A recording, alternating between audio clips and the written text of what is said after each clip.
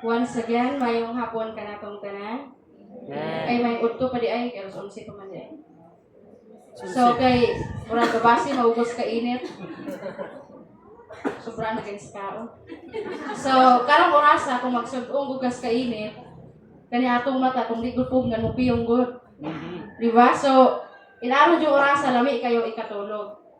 So, karon ako ang natahasan sa pag-share kaninyo sa ikaduhang pulong sa Dios diha sa cross, sa dihang before siya namatay. Luke chapter 23 verse 43. Gayon ang pulong sa Dios. Jesus answered him, "Truly I tell you, today you will be with me in paradise."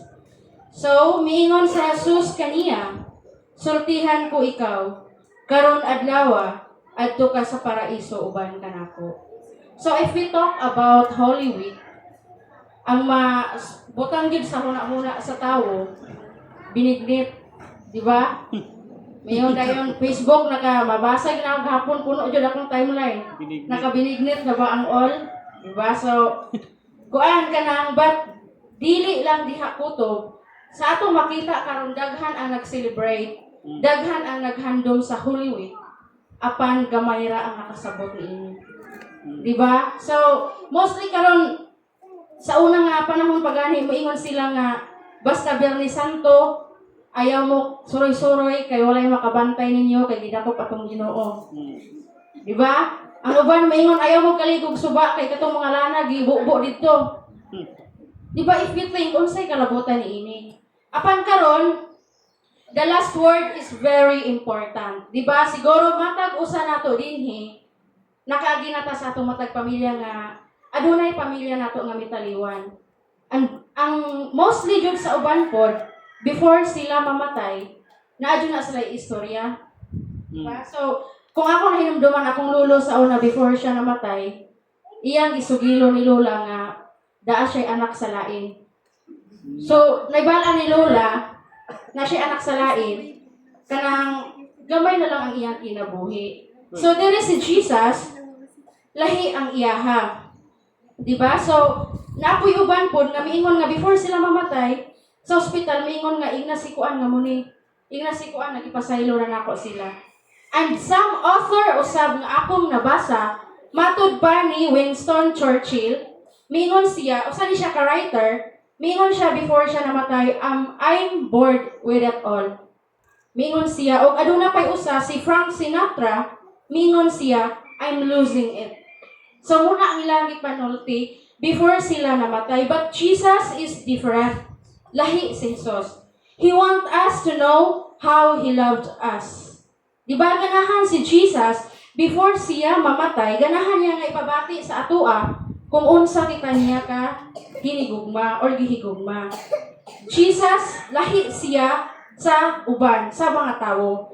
20 years ago, Jesus uttered His last word on the cross. So, miingon si Jesus dito nga, God did not say to you, but He say, truly. Miingon siya dito nga, ang naadara kay assuredly. And there is ako ang agiko sa NIV is, truly I tell you. So, very important. So, God did not say tomorrow. Wala miingon si Jesus nga ugma.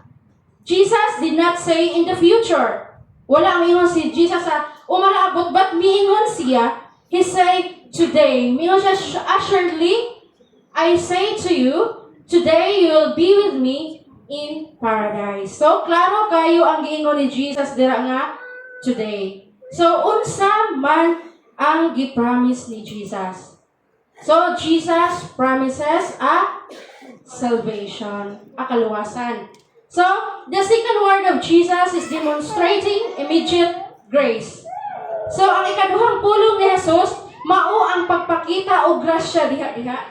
Diba sa ihang gisulti sa mao nga kauban niya. A salvation by faith and a comfort for the repentant. So, kaluwasan pinaagi sa pagtuo dili sa buhat and kahupayan alang sa naghinulsol, which is gibuhat sa usa nga criminal. So, what is the paradise nga ginahisgutan diri? So, to be in the presence of God. Sa presensya sa Ginoo. So, notice, diri mga kaigsuonan nga, while si Jesus gilansa ngadto sa cross, there are two criminals there nga kauban niya.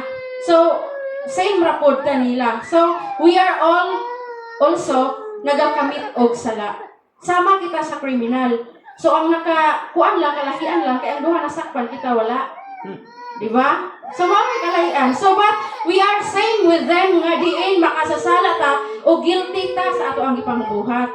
Diba? Kinsa may Kristohano na diri nga makakamit og sin nga murag wala ra nila pabuang-buang ra.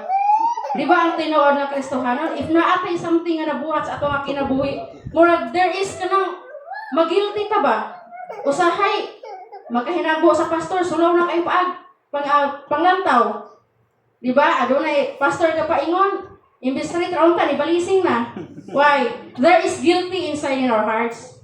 Adunay guilty diri sulod sa ato nga kasing-kasing. So, notice again how you respond to the amazing prayer of Jesus in the number 1 nga iya nga gisulti nga, Father, forgive them. So, unsa may response ato-ato? So, these two criminals heard the amazing request of Jesus. Nakadungog ni sila sa ginasulti ni Jesus, but one did not believe, the other one mocking Jesus.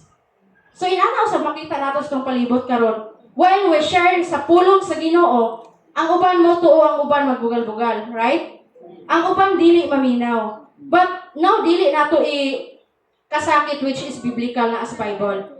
And then karon kung ang tao makadungog mahitungod ni Jesus, duha pud na ka posibleng butang nga i-respond sa ilang kinabuhi. Mao ang pagpaminaw ug ang dili pagpaminaw. So wala pa 5 minutes.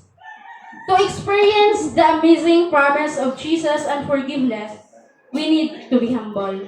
Di ba ma-experience ra gyud nato ang kanaganing kaluwasan or amazing nga promise sa Ginoo kung kabalotang mo angkon nga, Lord, makasasala ko.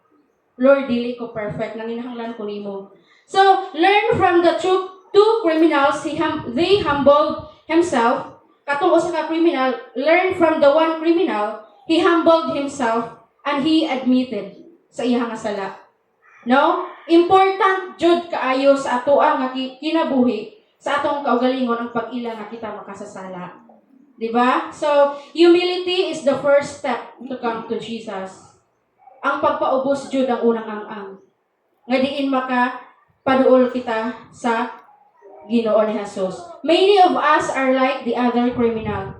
We make fun of Jesus. Diba? Adunay mga tao karon nga ilaha nga i-make fun and Jesus and they don't care kung unsa. Imagine si Jesus ang nasakit sa cross apan kitang iyang mga katawhan ang naayo. Di ba kung imo experience kinsang klasihang tao ang makahimo ni ana? Di ba si Jesus lang? Nga usahay magani makanood ka istorya mo ingon pumagani ta ay ako'y makabalos. Istorya ra gani na. Murag naa jud sa kasing-kasing bisang Kristohano ta, naa jud sa atong kasing-kasing ng usahay murag di ta pa utang because atay pride. Nga murag di ta mabitil ba? Nga pumupos gani itong usa ay pasabtan muspikas. Di ba? So so the other criminal humbled himself ug iya nga giila nga Jesus not only a savior to him. Nga dili lang savior si Jesus, the criminal on the cross realized that Jesus was not an ordinary man, but a king. So, iyang na-realize nga ang tao di ay nga tapad niya sa cross, dili lang sama niya ka-ordinaryo nga tao, kundi usa ka hari. No? So, kaya pa atong mga mata?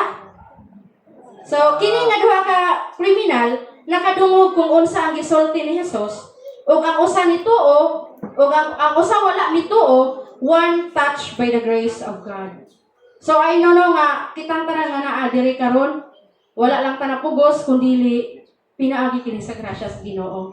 So, that's why salvation is all about grace. Dili gyud nato makita ang salvation pinaagi gyud sa grasya. So, the criminal wala na chance to do good works. Sa dihang gilansang sila sa cross, wala na sa chance nga mobuhat og maayong buhat. Wala na sila chance nga diin mingon pa sila nga ato ko mosimba dito kay kuan ka nang maura ko na yung maluwas ay dito ko kay muna. Di ba wala na sila chance. So the criminal was undeserving to go to heaven. Di ba dili nila deserving. But we always remember that salvation is by grace, not because we deserve it. Di ba? Kini tungod sa grasya sa Ginoo. So how about you karon? Are you sure that when you die you will be in Jesus? You will be with Jesus? So ato bang masiguro karon? No, so you or we can be sure of if we understand the promise of Jesus that it is by grace alone. Diba? It is by grace alone. So again, the second word of Jesus is a powerful reminder that Jesus is merciful and that salvation is free and available to anyone who sincerely call Him. Amen. No? So, salvation dili nato makuha pinaagi sa buhat, relihiyon, but Jesus alone and Jesus alone only. Amen. So, ang Diyos magapanalangin sa atin.